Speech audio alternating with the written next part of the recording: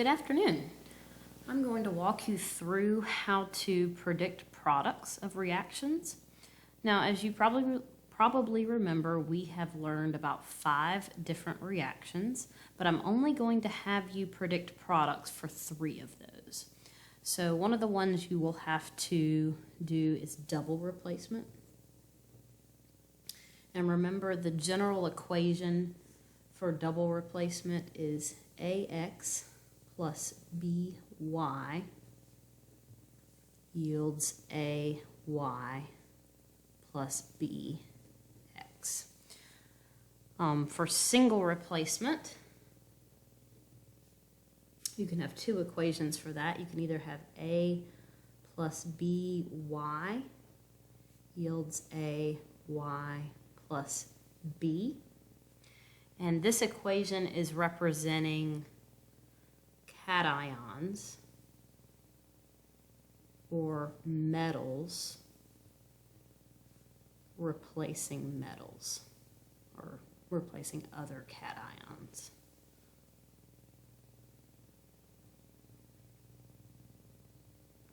And the other equation for single replacement would be X plus BY yields BX plus Y.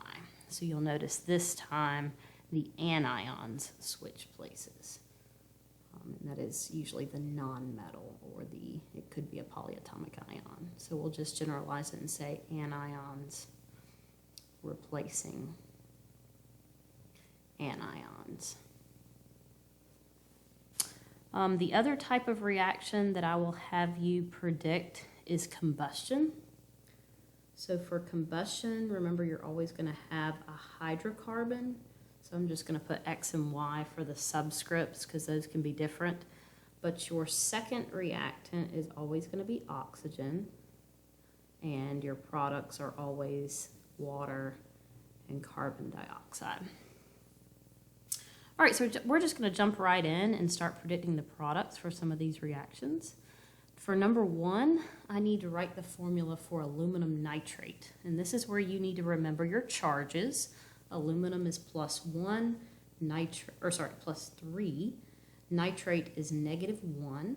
So when you write the formulas, you're going to need to cross over that 3 because we are making the ion neutral, or the ionic compound neutral. For sodium hydroxide, it's +1, -1. So those will cancel out. We don't have to add any subscripts to those. So now we need to figure out what products would be produced. So I can already tell that this is going to be a double replacement reaction because I have 2 compounds. And what's going to happen is my metals are going to switch places. So aluminum is now with hydroxide and sodium is now with nitrate. Now I still have to balance out my charges before I finish up. So if aluminum is +3, hydroxide is -1, I've got to cross that 3 onto hydroxide. For sodium and nitrate, it's +1, -1. So those cancel out. So I'll just leave that the way it is. So now all I have to do is balance my equation. So I told you a tip for balancing equations is to look at your polyatomic ions first. The fact that I have nitrate on both sides, I'm going to look at that. I have 3 on the left, only 1 nitrate on the right. So I'm going to put a 3 in front of sodium. Now that gives me 3 sodiums, so I'm going to put a 3 in front of my initial sodium. And that also gives me 3 hydroxides. And I had 3 hydroxides on the right side, so now my equation is balanced. All right, moving on to number 2, you'll notice for this I've already given you the reactants and the products. I'm not going to ask you to predict the products for a decomposition reaction. That's what this is. There's only 1 reactant, so that's how I could figure that out. So this is just good practice with writing formulas. Sulfur trioxide is SO3. and sulfur dioxide is SO2. And I'm going to take a minute here to tell you about diatomic molecules. There are 7 different nonmetals on the periodic table that have to exist in pairs if they're not joined to a different type of element. So I'm going to give you a list of those diatomic molecules. I'm just going to write this over to the side.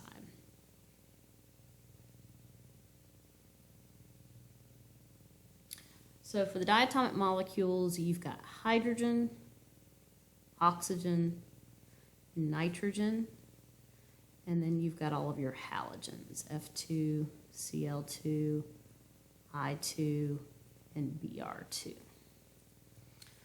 So there are 7 diatomic molecules. Again, when you see these, like when I see oxygen here, I know I'm not going to just write O. Oxygen cannot be by itself. So whenever you see this, you're going to write it as O2.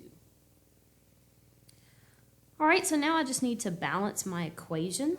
My sulfurs are balanced, but my oxygens are not. I have an odd number on the left, 3, and I have an even number on the right, 4. So whenever I have an odd number of something, the easiest thing to do is to double it. Therefore, we're making it an even number. So now I have 6 oxygen. That also gives me 2 sulfurs. So I'll go ahead and put a 2 here. And now I have 2 sulfurs on the right. That also fixed my oxygen problem. 2 times 2 is 4, plus the 2 here gives me 6. So now my equation is balanced. All right, so now back to predicting products. So phosphoric acid, if you remember from our nomenclature unit, if it ends in ick, I ate something icky, that's phosphate, PO4. And remember, PO4 has a -3 charge, so that means I need 3 hydrogens in front. So that's the formula for phosphoric acid. And we don't really need this charge anymore. Magnesium hydroxide, magnesium is +2, hydroxide is -1. So I'm going to cross that 2 onto hydroxide. And now I need to predict my products. Now, once again, you have 2 compounds here. So that tells you that this is a double replacement reaction. But this is a specific type of double replacement reaction that we haven't talked about yet. We obviously know that this is an acid, but something you might not know yet is that this is a base. Anytime you see hydroxide in a formula, that is a base. And you may remember that acids and bases neutralize each other to make water. So the H, the hydrogen from the acid, and the OH from the base are going to come together to make water. So that is always one of your products of an acid-base reaction is water. So what's left? Well, we have PO4 and we have Mg. So we're going to have magnesium phosphate, and this is called a salt. A salt, I know we think of salt as just sodium chloride, but in chemistry, salts is anytime you have a cation and an anion together. So acid-base reactions produce water and a metal salt. So we still need to cross our charges. Remember that PO4 is -3, magnesium is +2, so I cross my 2 and cross my 3, and now I'm done with these. So now we're ready to balance the equation. And I'm going to start with my polyatomic ions. I have 1 phosphate on the left side. I have 2 phosphates on the right side. So I'm going to put a 2 in front of phosphoric acid. And now I'm going to balance magnesium. I have 3 here, only 1 here, so I'm going to add a 3. And now I'm ready to balance hydrogen. I have 6 and I also have 6 here, so that's a total of 12. On the product side, I have 2, so I'm going to make that 12 by adding a 6. And then lastly, I just need to make sure that my oxygens are balanced. I know the oxygen in phosphate is balanced. I did that earlier, 2 phosphates, 2 phosphates. So I'm just going to look at my other oxygens. 3 times 2 is 6, and there are 6 here. So my equation is balanced. Okay, we are going to skip number 5. I think I've done enough. Hopefully you can tell what type that is. That's a double replacement reaction, and I think I've done enough examples of those. So we're going to skip over to number 6. And aluminum is by itself. Now, aluminum is a metal. It can be alone. It's not like our diatomic molecules over here, so we'll just write it like that. Copper 2 chloride. Copper has a +2 charge. Chlorine is -1. So when I write my formula, I'm going to cross my 2. This is a single replacement reaction. I can tell that because aluminum is single. And remember what I said up at the top for single replacement reactions. If the element that's single is a cation, cations replace other cations. So that means aluminum and copper are going to switch places. Copper is being booted out. Sorry, that needs to be an arrow.